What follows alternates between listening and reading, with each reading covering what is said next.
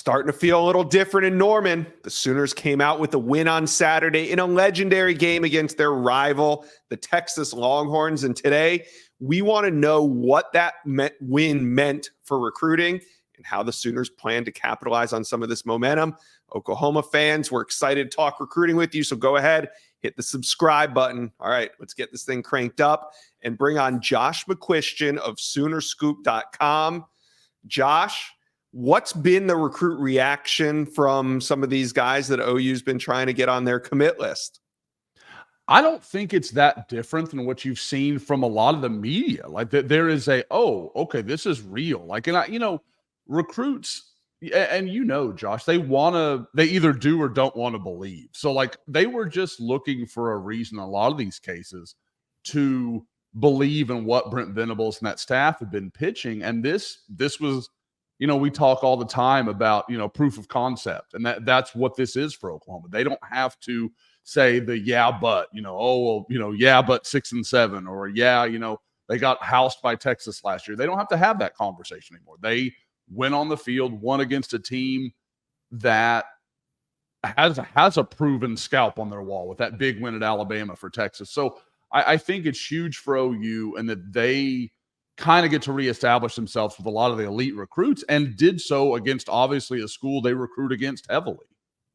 Yeah, absolutely. So to kind of piggyback off that, after a win like this, who's a recruiter to the OU picks up the phone and calls to say like, hey man, you still interested?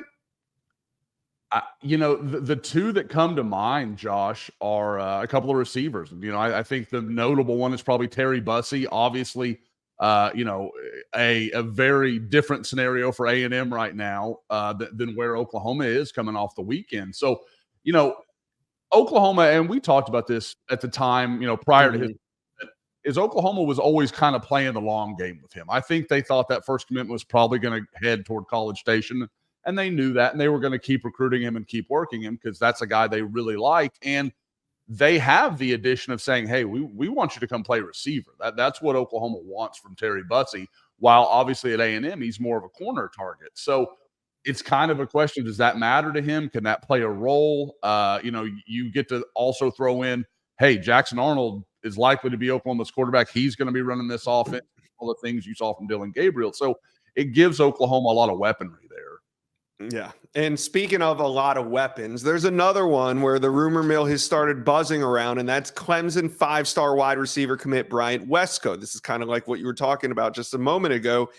There's rumors that a potential visit could be in the works. What's your read on things between Bryant Wesco and the Oklahoma Sooners?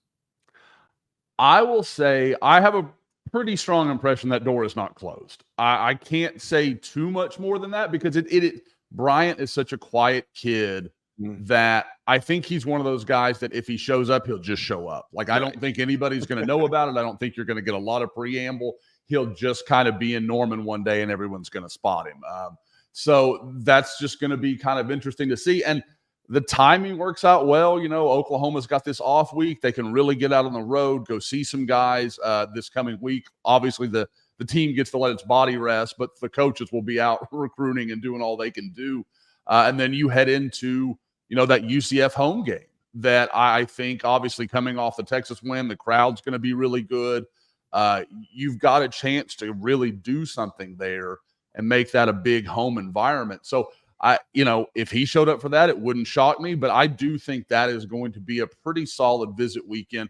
Maybe, and not even maybe, definitely not from an official visit standpoint because OU has so few outstanding targets remaining. But from that 2025, 2026 group, I think you could see a pretty good visitor list. Okay. Well, let's talk some trench talk. Now, Oklahoma fans, we're not going to the defensive side of the ball. We're going to talk a little offensive line trenches, and there's a couple main targets right now, mainly Grant Bricks and Eddie Pierre-Louis, but you and I were talking off camera earlier, and you think Oklahoma could be in line for an offensive line commitment this week potentially. Yeah, Daniel Aken. I was getting prepared for the last name and butchered the first name, so that's the way that goes. But with Daniel, this is a guy that I think Oklahoma just kind of fell in love with, just watching, and he's a guy that you've got to project a lot. He hasn't played a lot of football. obviously from England, playing at the NFL Academy over there. But I mean, you look at some of his video and you're like, this guy there's some stuff there. There's some tools. And with a developer like Bill Bedenbaugh, who I think we all accept maybe isn't going to always go get the 5-star guys, but is proven he can develop. And I think this is his kind of guy. Daniel's put out some videos from his visit. You can see how much he kind of enjoyed himself, went with his mom. And I just think Oklahoma's in really good shape. He's going to make an announcement on Thursday. And, it's supposed to be doing a big thing with destroying on YouTube. So there's going to be all kinds of stuff. But it is I think that shapes up pretty well for Oklahoma. Now, if you want to pivot a little bit to Bricks and Pierre-Louis, I think Oklahoma's in great shape there. Eddie is expected to be on campus for that UCF visit weekend that I referenced. That would be an unofficial since he took his in the summer. So, I think they're in good shape there. Grant Bricks, it's a lot like Bryant Wesco. Like, you don't know. Like, he is tough to read. He doesn't talk to anybody, really, even the coaches. From what I can gather, he speaks to each staff of Kansas State, Nebraska, and Oklahoma about once a week. Like, there's not a lot of pushing and cajoling. Like, he's just going to do what he's going to do, and he's going to do it whenever he feels like it. No one really knows because he set several timelines. It keeps getting pushed back. So, again, the offensive line recruiting it seems like it's trending in a good direction. There's reason to think Oklahoma's in good shape with really all three of those guys. But, I mean, I can see a world where maybe Daniel Akinkunmi is the only one they get out of those three. Well, yeah, the Grant Bricks one's interesting because it seems like since July or August, we've been on quasi-commit watch. Not that we've felt decisions imminent, just that it could happen at any time, and nobody truly knows when it'll happen. And now we've entered October, and we're still saying the same thing about Grant Bricks. So I had to bring it up, but of course, we don't know exactly when that'll come. But potentially, does Oklahoma have room for all three of these guys? I absolutely think they do. I mean, you look at their numbers. This needed to be a big class, and Oklahoma was very aggressive, making some early offers. They let's be honest. I mean, they took some tough beats, and this was a tough year to do so because there was such a limited supply of offensive linemen. This was one of the softer classes I can remember at the position. But if you can go get Eddie Pierre-Louis, who was an early offer for Oklahoma, you go get Grant Bricks and Daniel Akinkunmi, who's a real high upside kind of guy. I think you've done pretty well with what you add to guys like Eugene Brooks and Josh Iasosa, an in-state guy that Oklahoma really likes. I think you've started to build a class there that is not going to be ready to come in and start from day one. I mean, Grant Bricks plays, frankly, in the middle of nowhere, plays very small school football in Iowa. He's going to need time, but there's a lot of potential there. And so I think with a lot of young guys, Caden Green being a true freshman that played a big role in that win over Texas, they're starting to develop some young players that I think are ready to step in. But this group could be that next wave if, they kind of buy in and do the things that we've seen Bill Bedenbaugh do in the past. All right. So you can feel this Oklahoma recruiting momentum building, and obviously the win over Texas puts us in this position. You've mentioned the UCF game a couple of times. Is that the next big visit weekend when Oklahoma fans can see some of these recruits back on town? And will there be any others?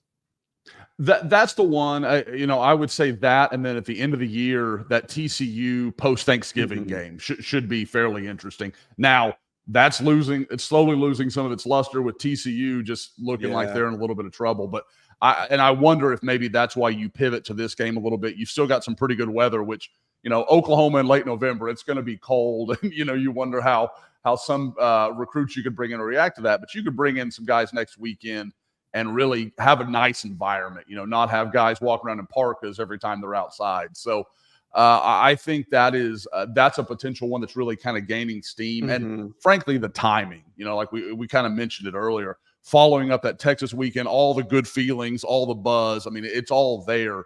So Oklahoma can walk in and say, hey, just come give us a look, just see what you think kind of thing, and start to build some momentum. And like I said, it's going to be more about 2025. Some of the big offensive linemen in Dallas, Michael Fasusi, Ty Haywood, Lamont Rogers, getting some of those guys maybe back on campus. That would be a big win for Oklahoma. So we'll see what it ends up looking like, but I definitely expect that to be a pretty big weekend. I think you got to think a little bigger, Josh. Oklahoma keeps winning on the sidelines for that TCU game. Maybe it's Williams Winery, Bryant Wesco, Terry Bussey, Dominic McKinley. Now we're cooking. From your lips to Oklahoma fans' ears, man. That's their dream scenario right there. Yeah. Hey, just keep winning. We'll see what happens. But today, Oklahoma fans are really excited about this big win, and there could be a commitment to come this week. Josh McCuistion from Soonerscoop.com. Thanks for joining the Inside Scoop. Always enjoy it, Josh. Thank you for watching. If you enjoyed that content, be sure to subscribe to the On3 Recruits channel. We have a new page dedicated only to recruiting. Go ahead and hit that subscribe button right now.